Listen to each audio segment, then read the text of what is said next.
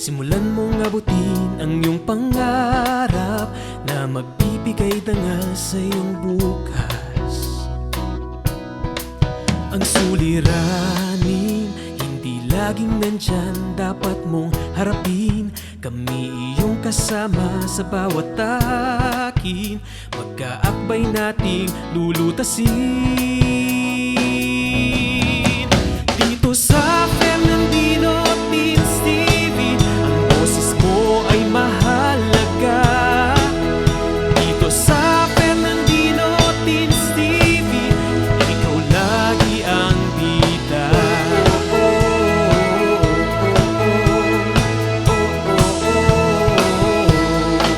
Ang mga aral ay ginintuang atin ng bawat guro na siyang gagabay sa iyong pagkamulat. Naway umukit ito sa iyong isipan, maging mapanuri, sundin ng wasto at nararapat. Kagandahang asal ang ipakita, ipadama ang pusong may malasakit. Dito sa Fernandino Teens TV, ang boses mo ay mahalaga. Dito sa Fernandino Teens TV, ikaw lagi ang bida. Sakali mang tayo'y subukin ng unos, ating haharapin ng walang takot. Sasamahan ka ni Fernan at Dino, ang bagong barkada mo. Dito sa Fernandino Teens TV, boses mo ay mahalaga. Dito sa Fernandino Teens TV, edukasyon mo'y sigurado na. Dito sa Fernandino Teens TV, boses mo ay mahalaga.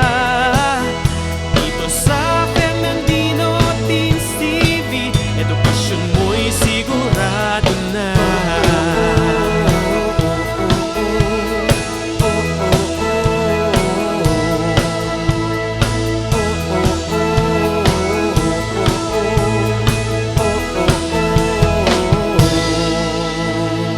Fernandino Teens TV.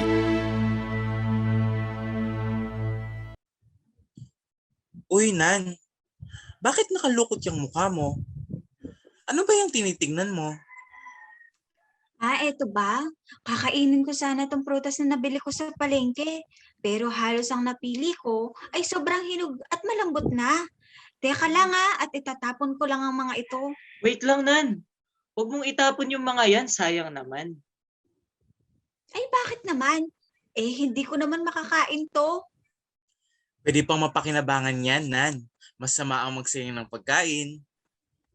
Ang mabuti pa, panoorin muna natin si Ma'am Jerica dahil ibabahagi niya sa atin kung papaano magproseso ng pagkain sa Fernandino Teens TV Season 2. Tara! Let's watch and learn.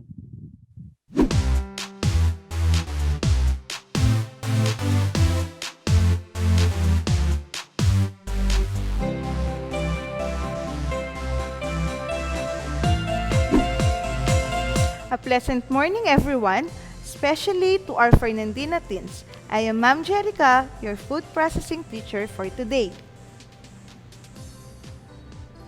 What will you do with the fruits that are damaged, overripe, and close to spoiling? Later, we will give a solution to that. Here is our learning objective for today. Preparing products under sugar concentration method. Let us first define food processing. In your own idea, what is food processing? You can answer orally or type your answer on the comment section. Yes, all your answers are correct. Food processing refers to the preparation or treatment of food products with the application of special methods to free from food and any spoilage agent and to improve the characteristics of the food. What do you think are the reasons for food processing? Again, write your answers in your notebook.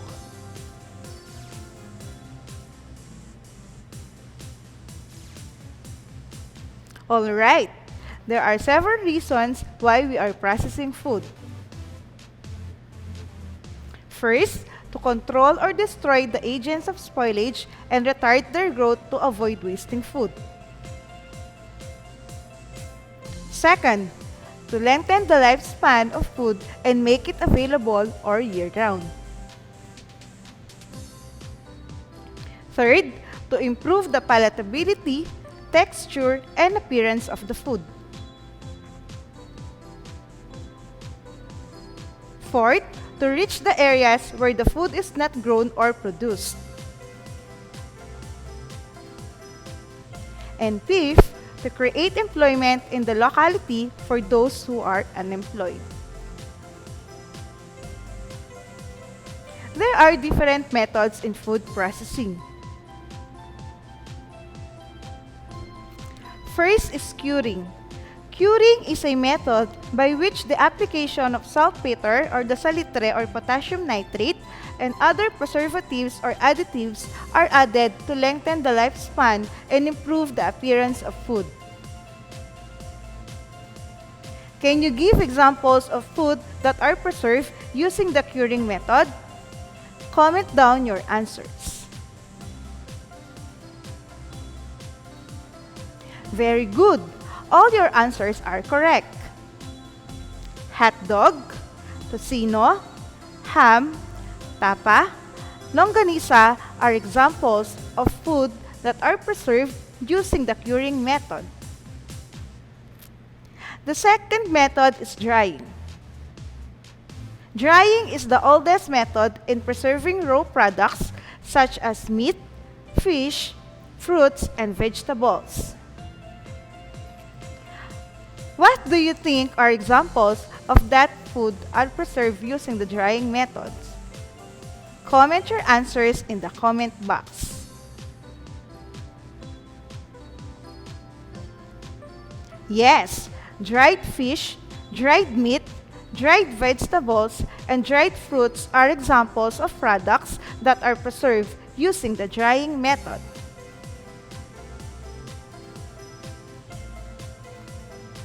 The third method is fermentation. Fermentation is the anaerobic oxidation of carbohydrates by microbial enzymes. Fermented foods may help reduce heart disease, aid digestion, boost immunity, and weight loss. What are the fermentation food products that you know? Comment down below.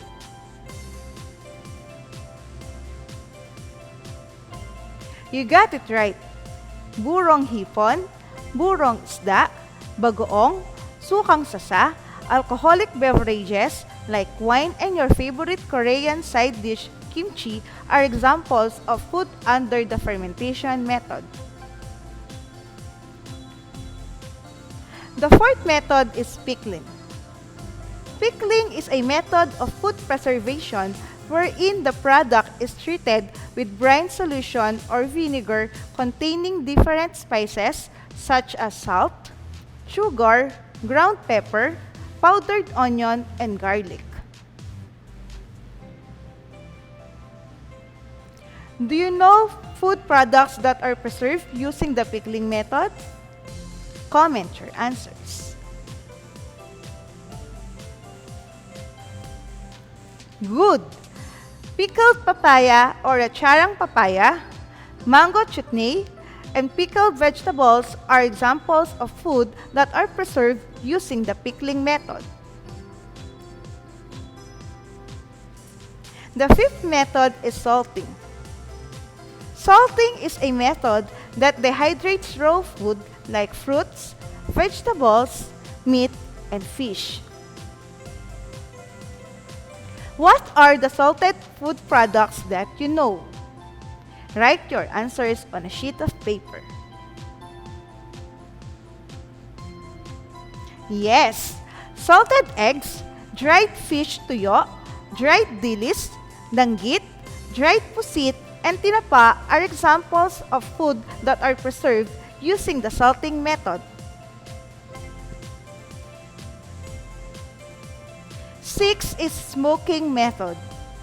Smoking is a way of preserving food through the use of smoke from burnt charcoal, sawdust, coconut husk, and any hard wood that does not have an odorous smell.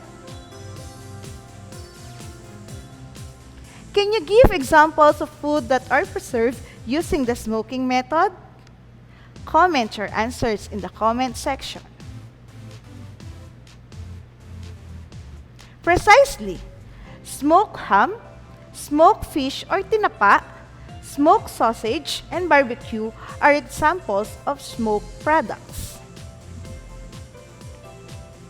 And the last method is the sugar concentration method. Sugar concentration is a method that uses sugar to preserve food. What do you think are the food products that are preserved using the sugar concentration method? Write your answers in the comment box section.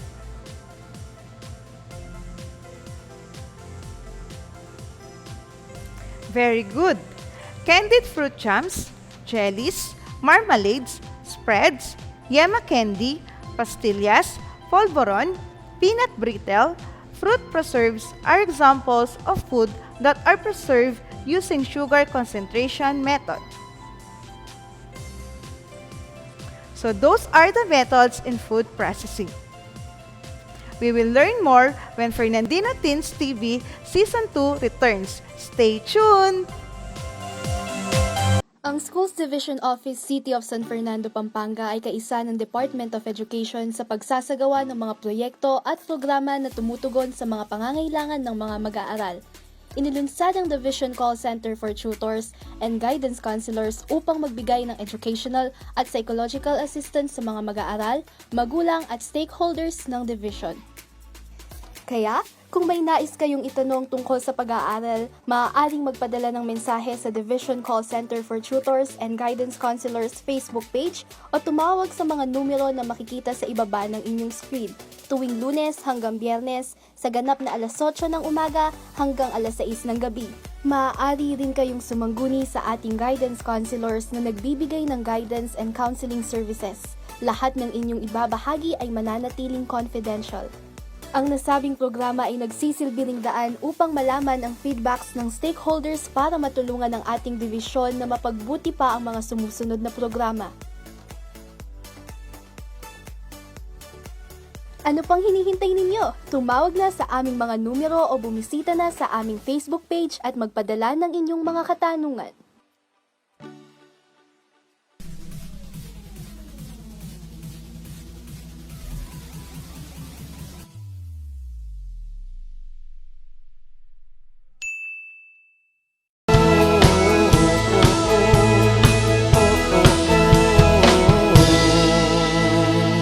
Fernandino Teens TV.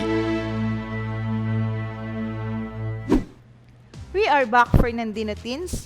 Earlier, we are able to discuss the definition of food processing, the reasons for processing food, and the different methods of food processing. Now, let us have a recap by having an activity. You are going to classify the following food products according to the method of processing used in order to preserve them. Tell whether the food product is preserved using by curing method, salting method, drying method, sugar concentration method, fermentation method, smoking method, and pickling method. Are you ready? Let us start. The first food product is salted eggs. Which from these methods do salted eggs belong?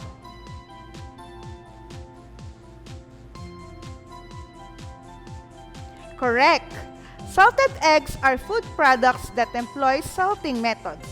Salted eggs are submerged into the brine solution or covered with clay and salt. The second product is fish sauce. Which from these methods does fish sauce belong?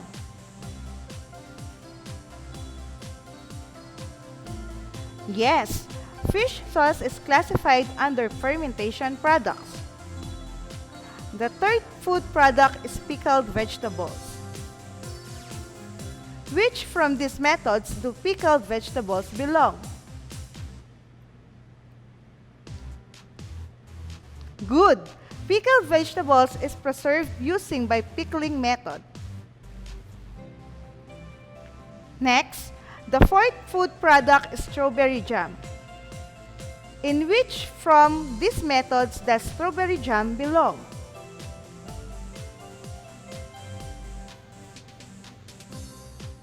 Right! Strawberry jam is preserved using the sugar concentration method. The fifth food product is smoked fish or tinapa. Which from these methods does smoked fish belongs? Very good. Smoked fish is preserved using the smoking method. Next, the sixth food product is ham. Which from these methods does ham belong?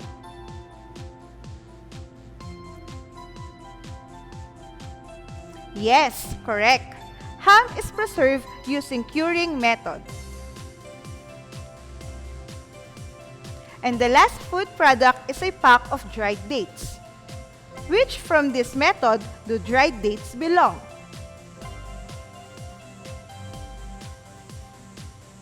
Right. Dried dates are preserved using drying method. Good job, Fernandino teens! For today's session, we will be focusing on the sugar concentration method, but before we proceed, let us unlock some difficult words that we may encounter in our discussion. The first word is pectin. Pectin is a natural occurring starch found in fruits and vegetables. It is a key ingredient in jams and jellies. The second word is jam. Jam is made from a crushed or ground fruit and usually have thick consistency due to high pectin content. The third word is jelly. Jelly is a sweet, clear, semi-solid spread or preserves made from fruit juice and sugar boiled to a thick consistency. And the last word is marmalade. Marmalade is a jelly texture with pieces of citrus fruit or peel. Alright, let us now define sugar concentration. The sugar concentration method is a method that uses sugar to preserve food. It is usually applied in fruits and cooked as jelly, jam, marmalade, puree, candies, or preserves. Fruits contain 70 to 90% water, and this water is drawn out when the fruits are cooked with syrup. Maybe you are wondering if it is possible to process all fruits into a jelly, jam, marmalade, candies, or preserves. The answer is yes. But if you are going to make a jam, jelly, or marmalade, make sure that the fruit that you are going to use has a high content of pectin and acid. If your chosen fruit has low pectin and acid, you can combine it with fruit that has a high pectin content, such as apple and orange. And if your chosen fruit has a low acid content, you are add lime and lemon juice. Now, let us differentiate jam, jelly, marmalade, and fruit preserves. Jams are made from crushed or ground fruit and usually have a thick consistency due to high pectin content. Examples of jam are pineapple, strawberry jam, cocoa jam, mango jam, ube jam, and other jams. Next is jelly.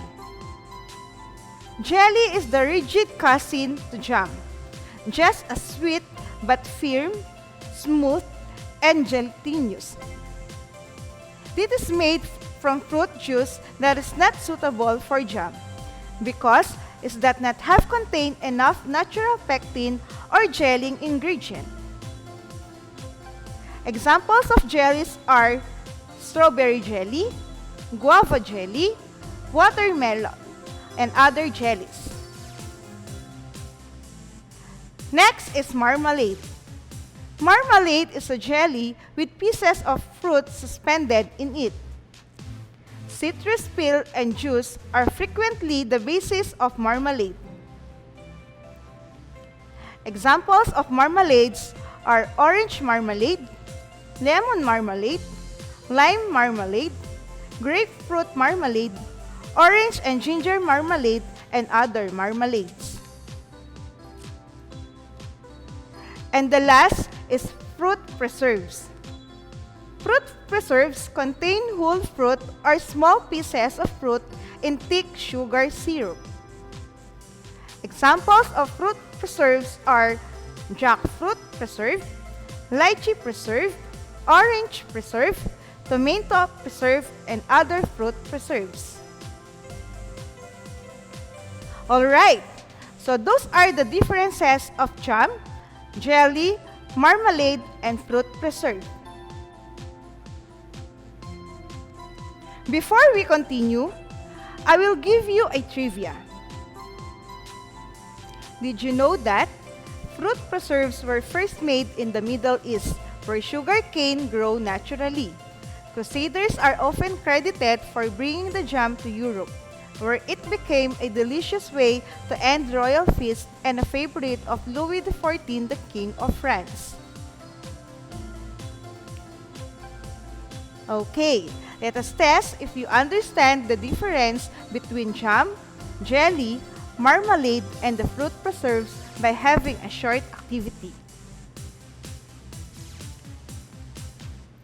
In this activity, I will show you a picture and you identify if it is a jam, jelly, marmalade, or fruit preserves. Let us start. Here is the first picture. Is this a jam, jelly, marmalade, or fruit preserve? Type your answer in the comment section. Yes, the answer is jam. This is a pineapple jam. If you will observe, the jam has bits of fruits or pineapple and it looks thick. Here is the second picture. Is this a jam, jelly, marmalade, or fruit preserve? Type your answer in the comment section. Correct! The answer is jelly. This is a guava jelly. If you will observe, the jelly has no bits of fruit because jelly is made of sugar and fruit juice only. Third picture. Is this a jam, jelly, marmalade, or fruit preserve? Type your answer in the comment section. Precisely, the answer is fruit preserve. These are jackfruit preserve. If you will observe, the jars contain whole fruit or small pieces of jackfruit and are submerged in a thick sugar syrup. Next picture. Is this a jam, jelly, marmalade, or fruit preserve? Type your answer in the comment section.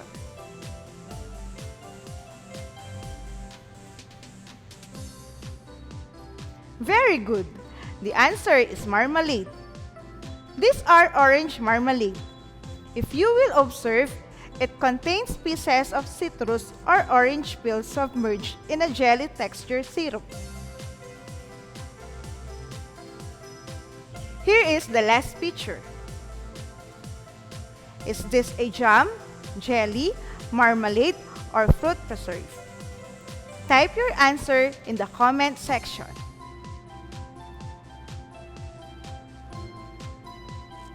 Your answer is right. It is a fruit preserve. This is lychee preserve. If you will observe, the lychee fruits are submerged in a sugar syrup. I think all of you got a perfect score. Later, I will share a recipe under sugar concentration method that you can do at home. Stay tuned, Fernandino Teens.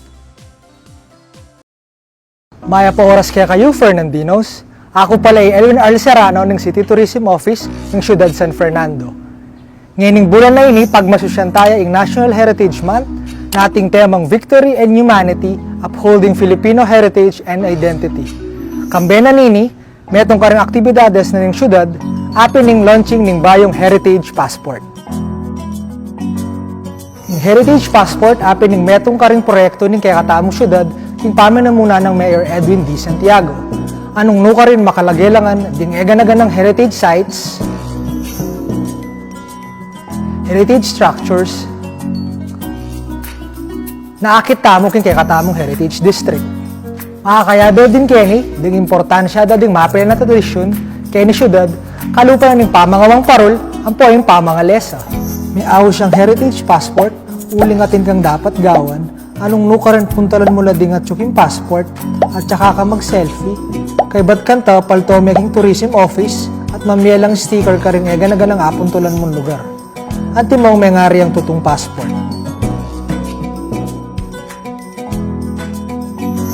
Balo mi ngeni, panahon na ini, etamo makaimbisa lumal, uli na ng COVID-19 pandemic. Kaya naman kimbanwa ngayon agkatan ko la ding bikers tamo, edad 18 hanggang 50, imbis na lumaot kayo po, di na nyo lang dita ka oras di kaya katamong heritage structures, keni syudad. Anya naman karing mumunang 50 bikers ang makayari kaya katamong heritage passport, midinan lang premium only San Fernando loot bag.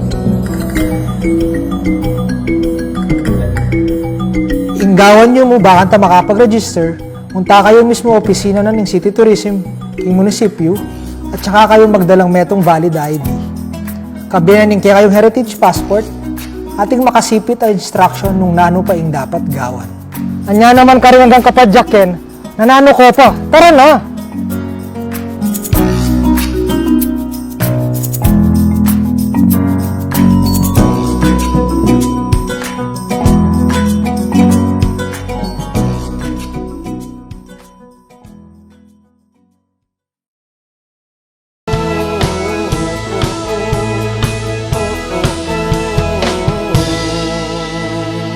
Fernandino Teens TV.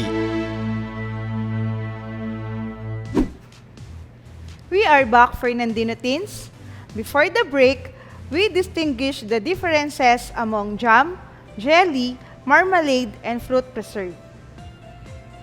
Now, I am going to share a jam recipe that you can do at home and earn an extra income. Today, I will teach you how to make pineapple jam. Here are the tools, materials, and ingredients needed in making pineapple jam. For the tools and materials, we need casserole or saucepan, wooden spoon, measuring cup, chopping board or blender, and glass jars. For the ingredients, we need pineapple and white sugar. What vitamins can we get from eating pineapple? Write your answers in the comment section. Yes, we can get vitamin C from eating pineapple. Eating pineapple may also help enhance weight loss, boost our immune system, help to shorten viral and bacterial infections, and strengthen our bones because of the antioxidants that we can get from pineapple. We have several steps in preparing pineapple jam. Step number 1. Prepare all the tools, materials, and ingredients needed. Step number 2. Peel the pineapple. Make sure the eyes are properly removed. Step number 3. Slice the pineapple into 4 parts. Step number 4. Remove the core of the pineapple and chop it into small bits or use a blender if it is available. Step 5. Measure sugar and pineapple and pour into the casserole or saucepan and mix. Remember, the ratio of pineapple and sugar is 1:1. 1 cup pineapple is to 1 cup sugar. Step number 6. Cook the mixture over low heat and stir occasionally to prevent burning. Step number 7. Cook the pineapple jam until it reaches the consistency of a jam. To check the consistency of the jam, prepare a frozen plate, put a little amount of hot jam, and freeze for 2 minutes. After 2 minutes, drag a fork right through the center of a jam, and if it leaves a trail, the jam is ready. And if there's no trail and runs together, it is not yet ready. Boil again for 2 minutes. Step number 8. Set aside the jam for 10 minutes or until it cools. Step number 9. Boil the clean glass jar and lid for 10 minutes. Step number 10. Air dry the jar and lid. Step number 11. Pack the cooled pineapple jam into the sterilized jar and close the lid. And last step, number 12, paste your logo and sell it or consume it. Watch this demonstration video to easily understand the procedures in preparing pineapple jam.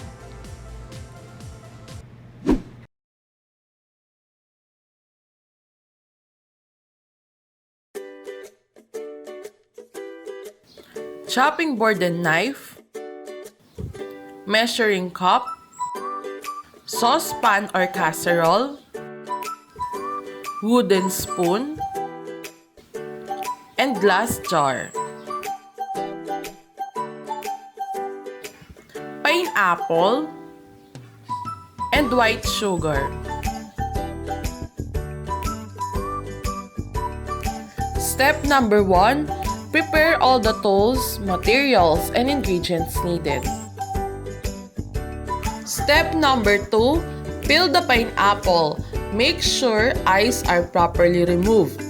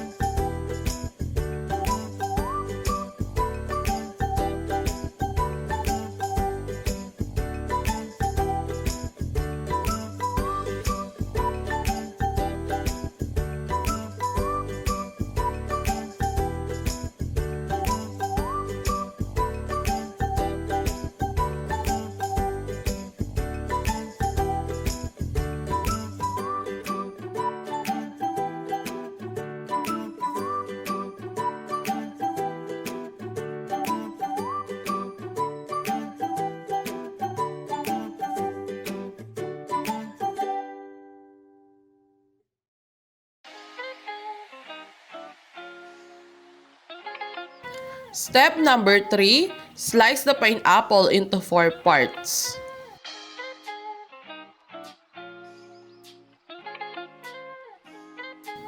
Step number 4, remove the core of pineapple and chop into small bits or use a blender if available.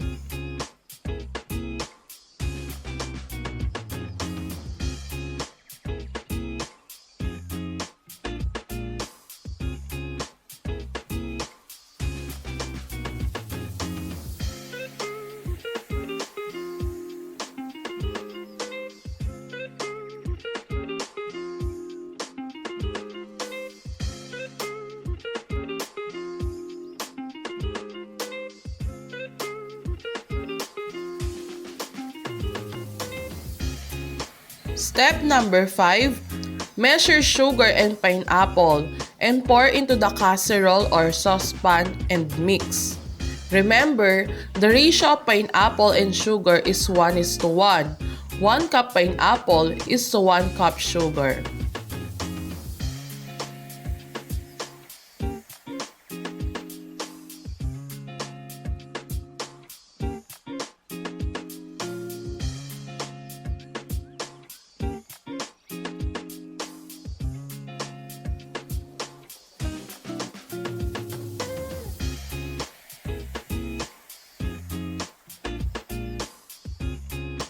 Step number 6, cook the mixture over low heat and stir occasionally to prevent burning.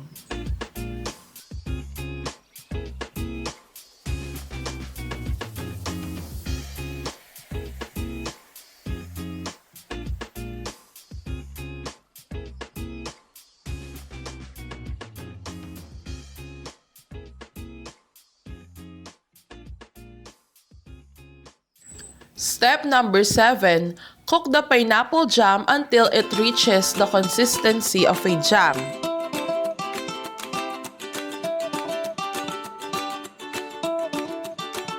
Step number 8, set aside the jam for 10 minutes or until it cools. Step 9, boil the clean glass jar and lid for 10 minutes.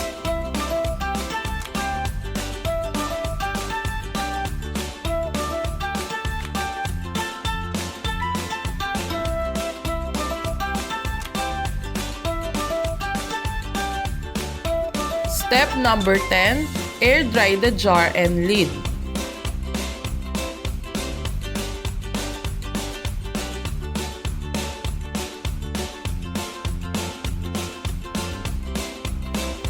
Step number 11, pack the cold pineapple jam into the sterilized jar and close the lid.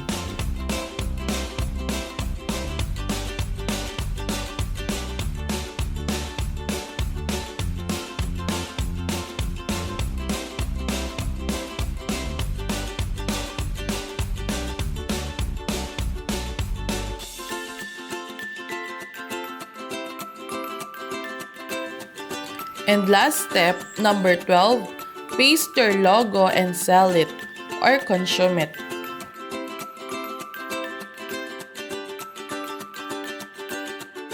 Let us compute the selling price of pineapple jam.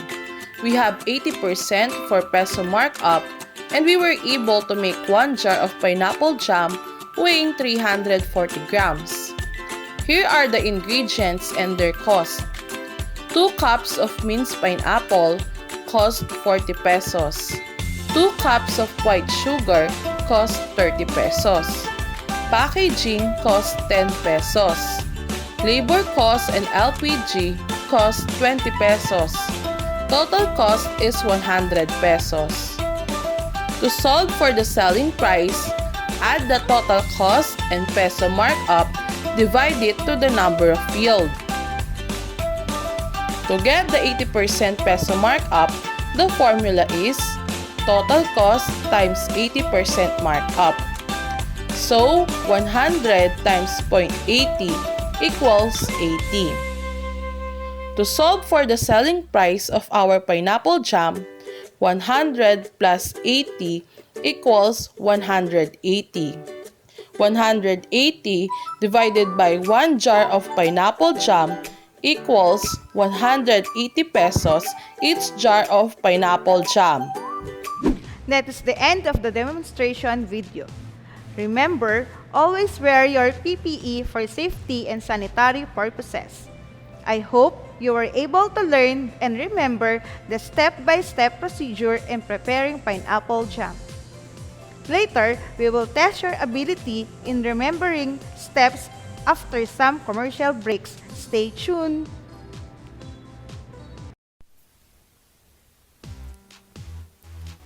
Hindi lamang sa larangan ng pangkabuhayan apektado ang maraming pamilyang Pilipino, kundi maging sa larangan ng pagkatuto ng bawat batang Pilipino.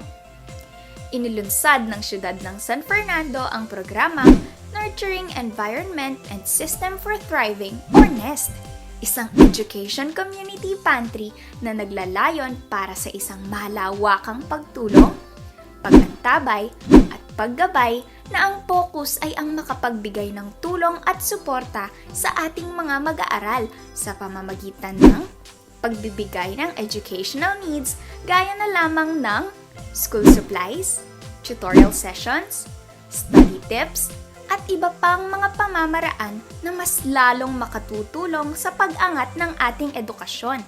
Dahil hindi hadlang ang pandemya sa magandang kinabukasang naghihintay sa ating mga mag-aaral.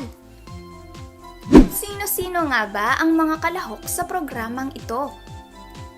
Sa pagtutulungan ng ating school administrators, guro, magulang, at iba pang mga miyembro ng ating komunidad gaya ng barangay officials at sangguniang kabataan ay siguradong magiging mas matagumpay ang programang ito. Paano nga ba ang magiging proseso ng naturang programa? Una, magkakaroon tayo ng isang Facebook group, ang Pampanga High School NEST Education Community Pantry na pangungunahan ng Educational Pantry Coordinator. Ang mga magulang, tagapangalaga at mga guro ay ia-add ng ating Educational Pantry members sa Facebook group na ito. Sa page na ito maaaring i-post ng mga magulang at tagapangalaga o sino mang miyembro ng Educational Pantry ang kanilang mga kahilingan o requests. Kailangan ding ilagay ang pangalan ng mag-aaral, grade at section para sa mas agarang aksyon. Oo nga pala, hindi lang requests ang pwedeng i-post. Pwede ring mag-post ang mga nais magbigay ng tulong o mga gustong mag-donate. Sabi nga nila, sharing is caring. Tandaan na ang Facebook group na ito ay pribado at posts na may kaugnayan lamang sa page na ito ang maaaprobahan. Mayroon din palang Google Form na ipamamahagi kung saan maaari nating isumite ang ating requests o kahilingan. Paano naman ang mga walang internet access sa bahay? Huwag mangamba dahil merong mga nakalaang drop boxes ang ating paaralan na kung saan maaaring ihulog ng mga magulang at tagapangalaga ang kanilang requests. Sa mga nais namang mag-donate ng school supplies, maaaring ilagay ang mga ito sa tabi ng drop boxes. Maaari ring mag-donate ng mga kagamitan o cash donation kaakibat ang pagsusumite ng deed of donation form. Pangalawa, mahalaga ang ugnayan ng mga guro at ng mga magulang o tagapangalaga sa programang ito. Gamit ang video calls o chats ay ipahahayag ng mga guro ang adhikain ng programang ito sa mga magulang o tagapangalaga. Maaari ring gawin ang orientation na ito ng face-to-face kasabay ng schedule ng kuhanan ng mga module. Gaya ng nabanggit, hindi lamang mga bagay ang maaaring i-donate. Pwede ring mag-conduct ng tutorial session, study tips, at iba pang mga kagamitan sa pagkatuto gaya ng mga aklat o kaya ay gadgets. Ikatlo, ang requested needs ng ating mga magulang o tagapangalaga ay ililista ng ating NEST focal person. Ang mga coordinator naman ang mag-aayos ng mga ito. Ang advisors ng ating mga mag-aaral, guidance counselor, at iba pang mga guro ay ipaaalam sa ating mga magulang at tagapangalaga ang petsa at oras ng pamimigay ng requested needs na gaganapin sa paaralan. Sabi nga nila, it takes a village to raise a child. Kaya naman aktibo at iba yung pakikilahok ang inaasahan sa pagsasanib puwersa ng paaralan at barangay na siyang tutukoy sa pangangailangan ng bawat Fernandinong mag-aaral at kikilos upang matugunan ito sa tulong at suporta rin ng mga miyembro ng komunidad. Isang malawakang komunidad para sa isang produktibong educational community pantry ay tiyak na lilikha ng iba yung pagkilos upang maging mas magaan at madali ang pagkatuto ng bawat kabataang Fernandino. Kaya naman tandaan, magbigay ayon sa kakayahan, kumuha ayon sa pangangailangan.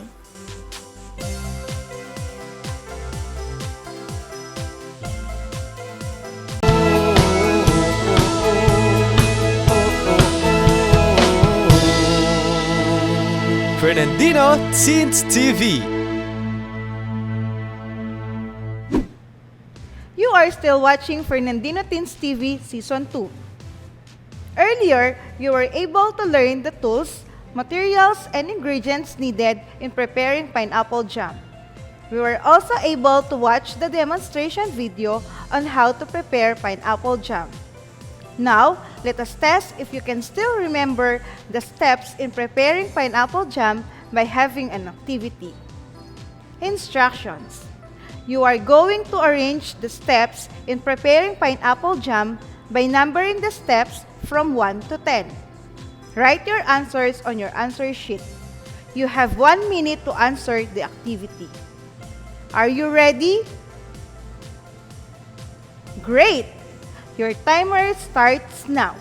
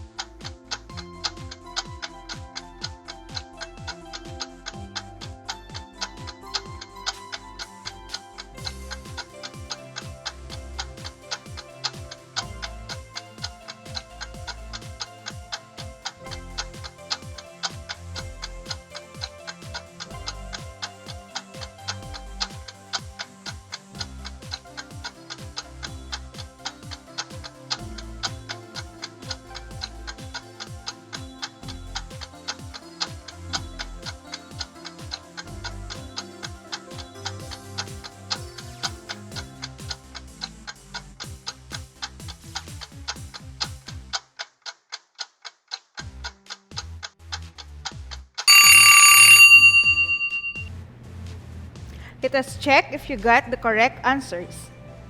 Letter A. Slice the pineapple into 4 parts. Remove the core of pineapple and chop into small bits. What is your answer? Correct! This is the 3rd step in preparing pineapple jam. Next, letter B. Boil the cleaned glass jar and lid for 10 minutes and air dry. What is your answer? Right! This is the 8th step. Letter C. Prepare all the tools, materials, and ingredients needed. What's your answer? Good! This is the 1st step in preparing pineapple jam. Letter D. Cook the pineapple jam until it reaches the consistency of a jam. What is your answer? You've got it right. This is the 6th step. Next, letter E. Peel the pineapple and remove the ice properly. What is your answer? Yes, this is the 2nd step. Letter F. Pack the cooled pineapple jam into the sterilized jar and close the lid. What's your answer? Precisely, This is the 9th step in pineapple jam making. Letter G. Measure sugar and pineapple and pour into the casserole or saucepan and mix. What is your answer? Great! This is the 4th step. Letter H. Paste your logo and sell it or consume it. What is your answer? Correct! This is the last and 10th step in preparing pineapple jam. Next, letter I. Cook the mixture over low heat and stir occasionally to prevent burning. What is your answer? Right! This is the 5th step. And last, letter J. Set aside the jam for 10 minutes or until it cools. What is your answer? Very good! This is the 7th step in preparing pineapple jam.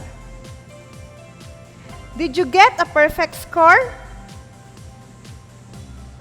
Wow! Fantastic! I think you are now ready to make your own pineapple jam or your desired jam depending on the availability of ingredients in your place.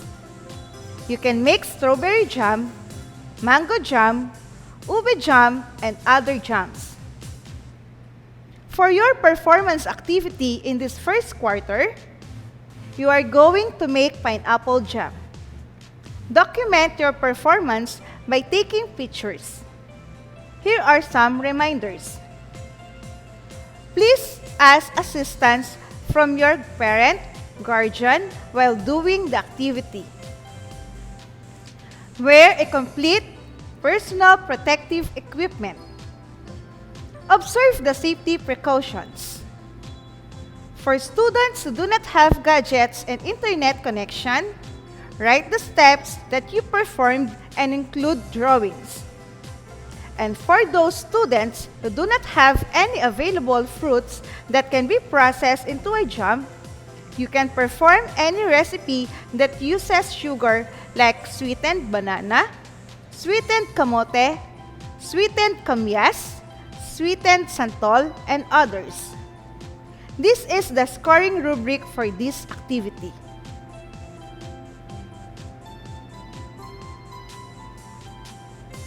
Note, your family members will be the one who will rate the palatability or taste of your finished product. Maybe you are wondering why you need to learn to process foods.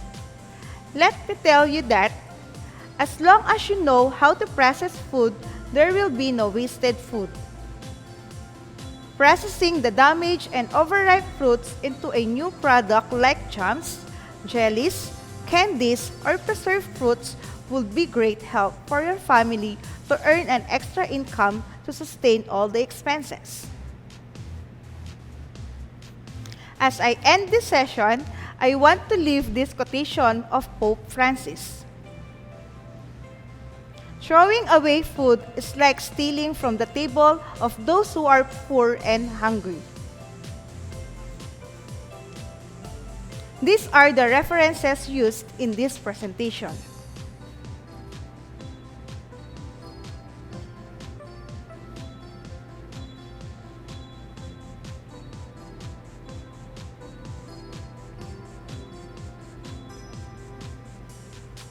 I am Ma'am Jerica and see you again for another episode of Fernandino Teens TV Season 2. Nice! Tama nga kayo, Fer at Dino. Hindi ko nga dapat itinatapon ang mga prutas kahit sobrang hinog na ang mga ito. Tama, Nan.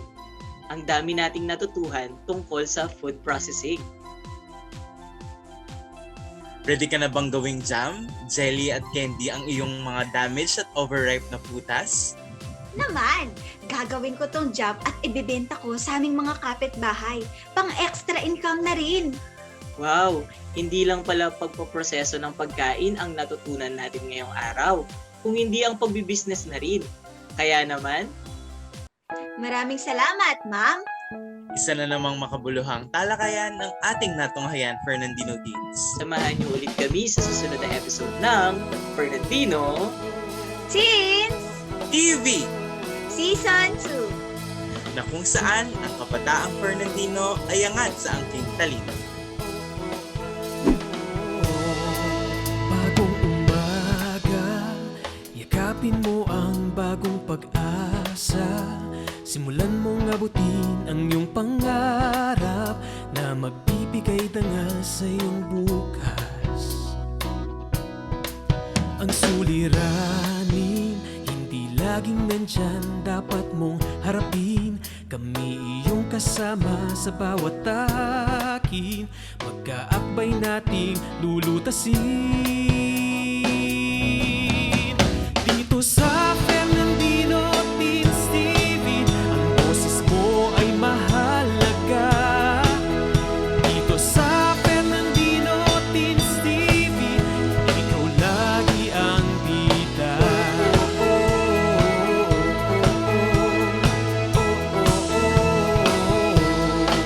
Ang mga aral ay ginintuang atin ng bawat guro na siyang gagabay sa iyong pagkamulat. Naway umukit ito sa iyong isipan. Maging mapanuri, sundin ng wasto at nararating.